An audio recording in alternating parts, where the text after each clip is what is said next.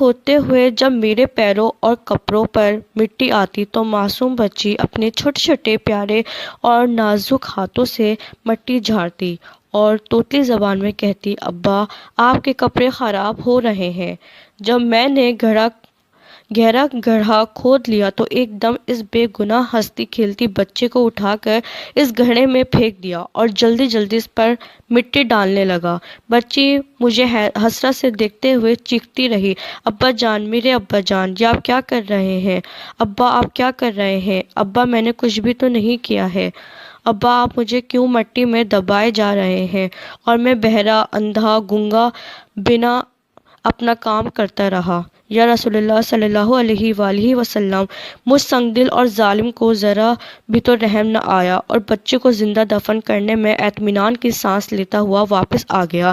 معصوم بچے کی مظلومیت، بے بسی کا یہ حسرت ناک